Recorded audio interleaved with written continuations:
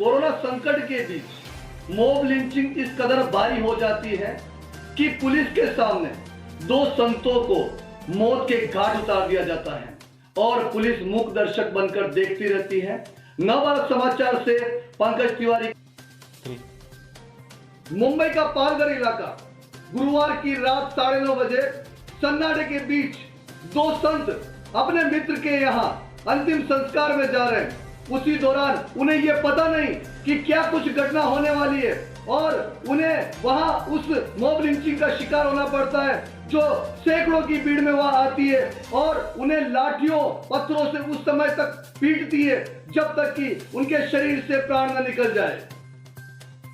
जिस पुलिस पर यह विश्वास जताया जाता है, आम जन में विश्वास और अपराधियों में डर, वही पुलिस उन संतों को मौत की दहलीज पर खड़ा कर देती है और उग्र भीड़ के सामने ले जाकर छोड़ देती है और वो उनके लिए मौत का सबब बनती है।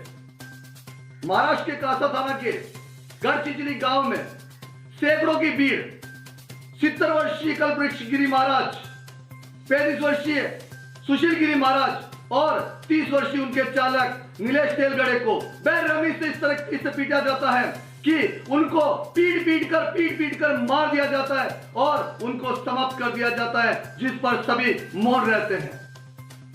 संतों की इस हत्याकांड पर हिंदू हृदय सम्राट कहलाने वाले बाला साहब ठाकरे के पुत्र उद्धव ठाकरे कुछ नहीं बोलते और उनकी सरकार में कहीं किसी प्रकार का शोर नहीं होता है।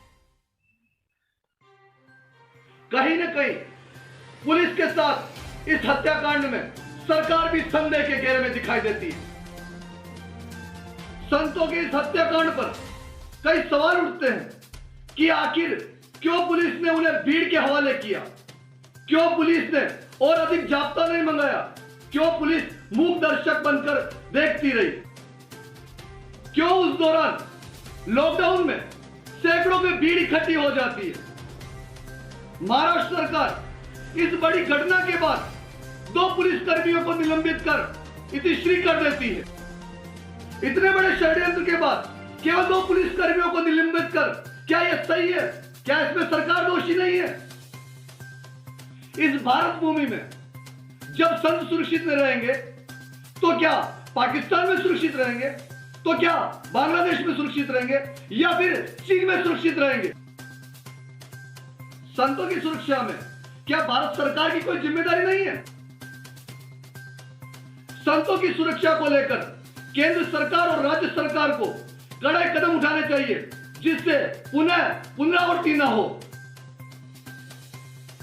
श्री पंचदशनाम जूना अखाड़े ने भारत सरकार के गृह मंत्री से मांग की है कि इसकी उच्च स्तरीय जांच हो तथा दोषियों को कड़ी से कड़ी सजा मिले और कड़ी से कड़ी कार्रवाई की जाए। भारत देश में संस्कृति को बचाने वाले संत समाज को कई बार साजिश का शिकार होना पड़ा है, जो हमारे समाज के मार्गदर्शक हैं। सन 1966 में गोहत्या प्रतिबंध के लिए जब संत समाज ने एक आंदोलन उठाया, उस समय भी सैकड़ों संतों को गोलियों से भून दिया गया और उस समय सरकार, तत्कालीन सरकार मौन बैठी रही। ऐसी कई घटनाएं संत समाज के साथ हर बार होती आई है और उसमें कहीं न कहीं सरकार का हमेशा एक हिस्सा रहा है और वो उसकी दोषी है।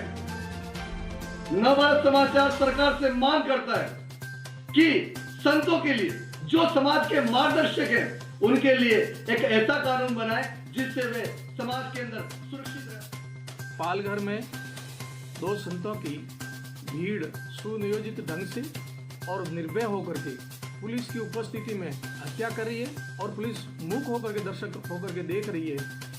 और आज इस घटना को लेकर के पूरा संत समाज उद्वेलित है।